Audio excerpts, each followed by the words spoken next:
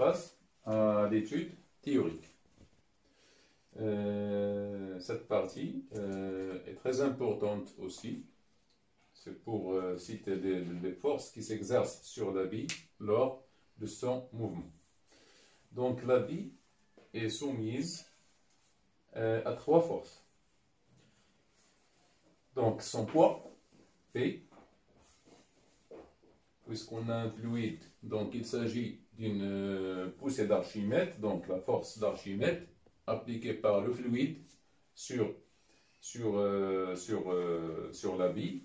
Donc elle est dirigée toujours dans le sens inverse du mouvement. Et la force de frottement appliquée par le fluide. Donc chaque force est modélisée comme suit.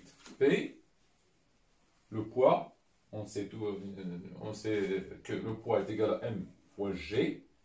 G, l'accélération de la pesanteur, donc est égal à M, G, donc G elle est portée par K.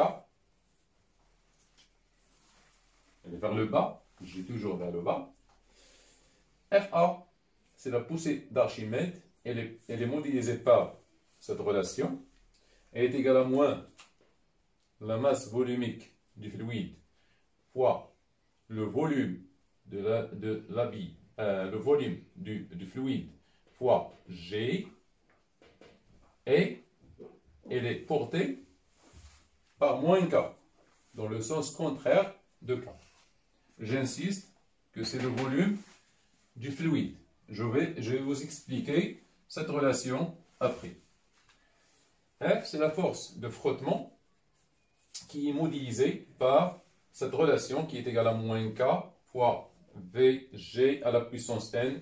Elle est portée par moins K parce qu'il s'agit des frottements. Donc K, c'est une constante qui dépend du fluide qu'on étudie. Donc ici, F c'est moins K fois Vg, c'est la force de frottement. Elle est toujours inverse de Vg. C'est l'inverse de Vg. Elle est dirigée vers moins Vg. C'est la raison pour laquelle on a ajouté ici un moins. Donc il faut bien représenter ces forces pour la suite de l'étude. Donc on a dit que Fa est égal à moins ρ fois Vg. Donc Fa n'est que le module de la poussée d'Archimède. La norme de cette force, elle est égale au poids du fluide déplacé. Quand on met un corps dans un fluide, on voit un déplacement du niveau du fluide. Regardez ici. Donc on a une éprouvette, le niveau du fluide, il est ici à H1. Quand on met une bille, le niveau s'élève un peu, se déplace vers le haut. Donc la poussée d'Archimède n'est que le poids de ce fluide déplacé. Donc elle est égale au poids du fluide déplacé. Donc Fa est égal au poids du fluide déplacé. Le poids c'est toujours M fois G. Le poids du fluide déplacé, c'est-à-dire la masse du fluide fois G. C'est la masse du fluide fois G. Donc, je recommence. La poussée d'Archimède est égale au poids du fluide déplacé, c'est-à-dire ce fluide-là, se déplace. Le poids de ce fluide qui s'est déplacé. Juste cette partie-là. Donc, Fa est égal au poids du fluide déplacé. Le poids du fluide déplacé, c'est la masse du fluide fois G. C'est toujours le poids, c'est la masse fois G. Donc, quand il s'agit du fluide déplacé, c'est la masse du fluide fois G. La masse du fluide, on sait que ρ du fluide est égal à la masse du fluide sur le volume du fluide. Donc, la poussée d'Archimède, le module de la poussée d'Archimède est égal à ρ fois V, donc c'est la masse, MF est égal à ρ fois V. Attention, ce V, c'est le volume du fluide déplacé. Donc fois G. Pour ne pas confondre, vous allez trouver dans quelques exercices qu'il s'agit, vous pouvez trouver, on vous donne par exemple le volume de la bille. Attention, il ne faut pas comprendre dans cette relation FA, la pousse d'Archimède, il s'agit du volume du fluide déplacé et non pas de la bille. Attention, vous allez trouver ça sur des exercices qu'on va traiter, Inch'Allah. Alors, on est abouti à l'équation différentielle du mouvement de la bille dans le fluide visqueux. Donc, la bille est soumise à ces trois forces. On a dit que P est égal à mgk. FA, c'est moins ρ fois V fois G fois K. Et la force de frottement F qui est égale à moins K, Vg à la puissance n. En général, c'est moins K, Vg à la puissance n fois K. Donc, la deuxième loi de Newton, on applique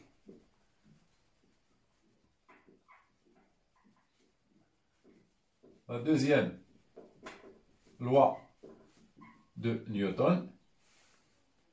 Donc, la somme des forces extérieures est égale à M fois H plus F qui est égal à M fois H. On projette projection sur OZ. Donc la projection de P est de même sens que OZ. Donc c'est P, donc c'est mg. La masse de la bille moins ρ du fluide fois V fois G moins K Vn Vg à la puissance n est égal à m d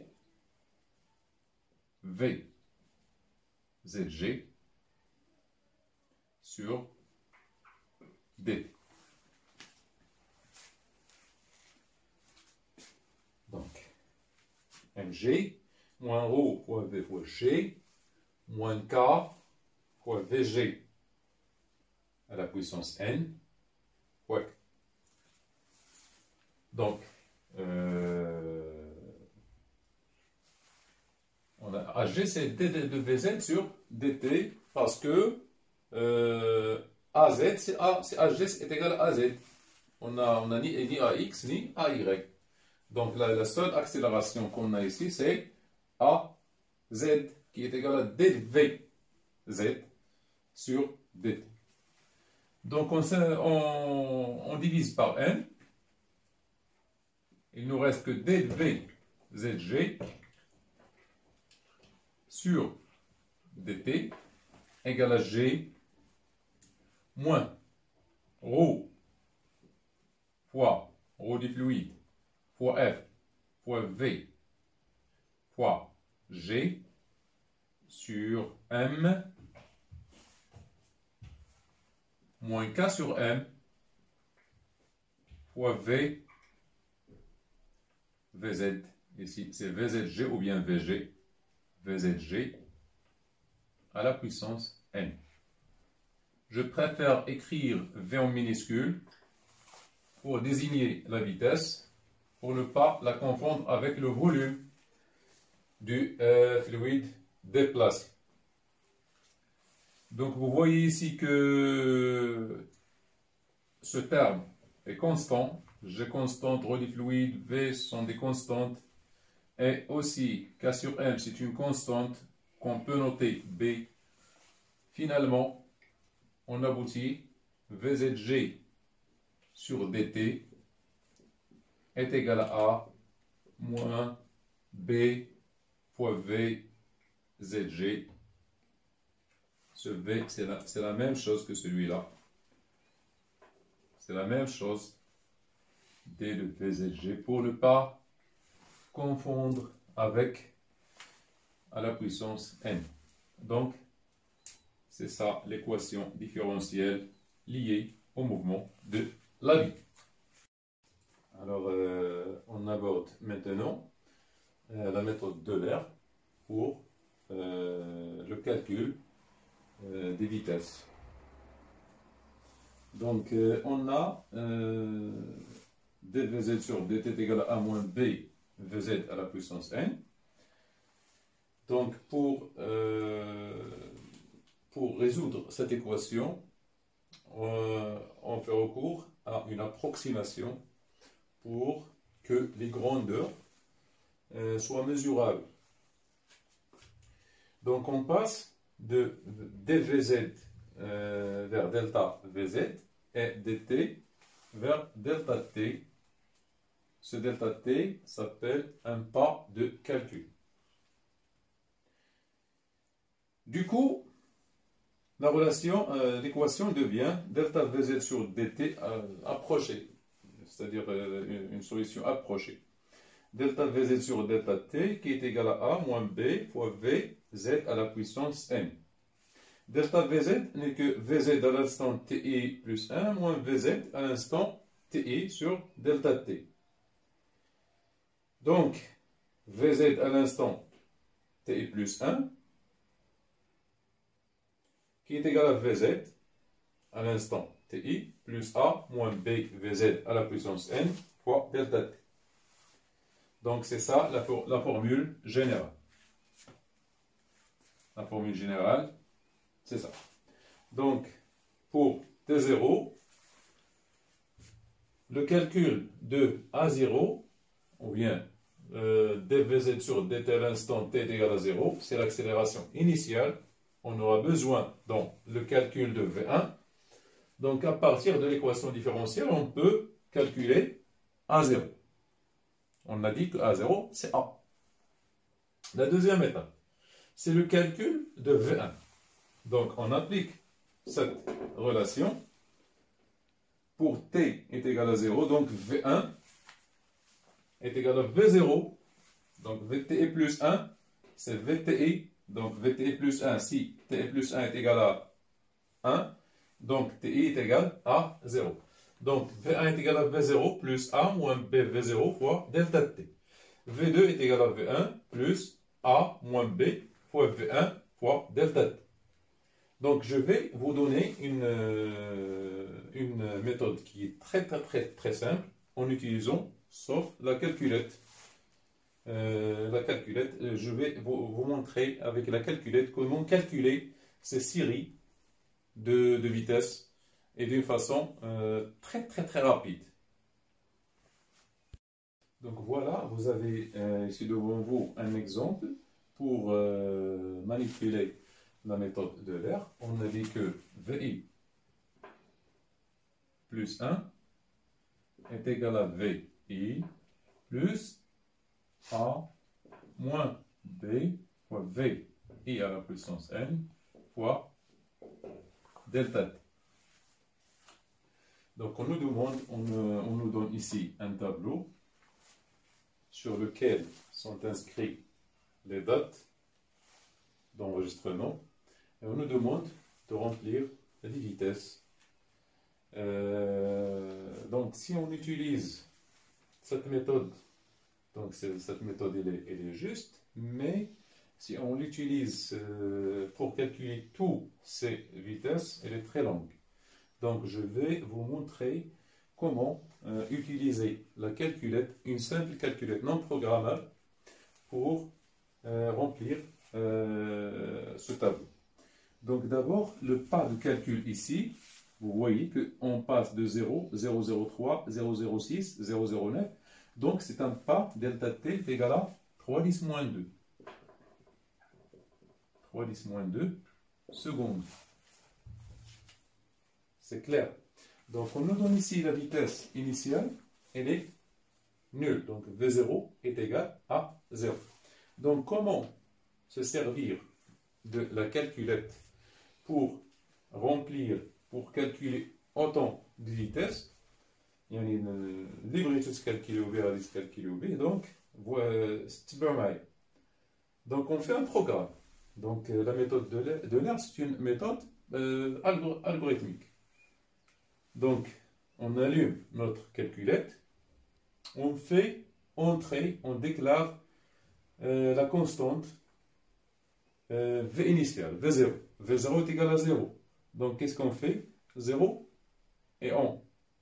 Et on puis c'est entrer. Entrer c'est égal. Donc on a déclaré 0. Et on la stocke dans la mémoire. On appuie sur 1. Donc 0 égale 1. Donc V0 égale 1. Donc voilà, nous avons maintenant la valeur de notre V0. Elle est stockée dans la mémoire. Après, on écrit notre formule. Donc, 1, on écrit, on a A. À quoi est égal? Donc, on a VI plus 1 qui est égal à VI plus quoi? Plus 10 moins 9 fois VI, c'est-à-dire, donc, on a V0, c'est stocké, donc c'est 1. Donc, c'est VI. On l'a stocké, donc c'est VI, moins, donc VI, elle est stockée dans la mémoire, 1. Donc, fois delta. Donc, qu'est-ce que j'ai fait? Je répète. Donc, on fait le V0, donc c'est 0, égale 1. V0 égale 1. V0 égale 1. On appuie sur V0, c'est 0, puis égal, puis 1. Donc, c'est-à-dire, j'ai ici 0 égale 1. Puis, j'écris ma formule. Qu'est-ce que j'ai? Donc, 1 plus, je fais plus, j'écris cela. Plus quoi? Plus 10. Donc, j'ouvre la parenthèse, plus 10. Moins 9 fois quoi? Fois l'1. Et je ferme la parenthèse. Fois quoi? Fois le pas qui est 3 exposant moins 2. 3 10 exposant moins 2. Donc, oui. Donc voilà. Voilà.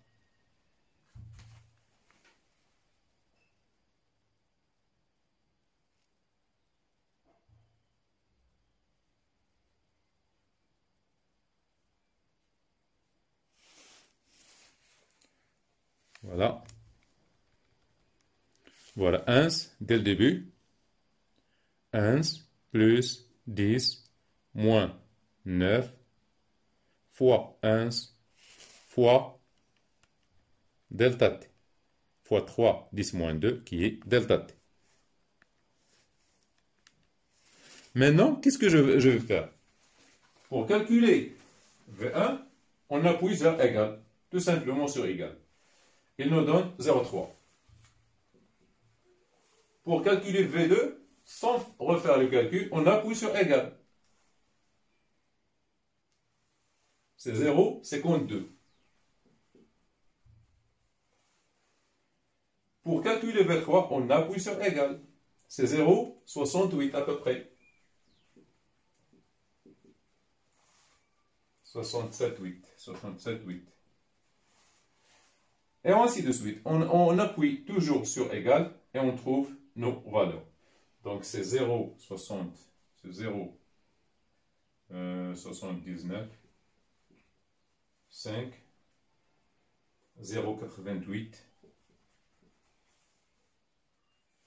0,94, 0,98,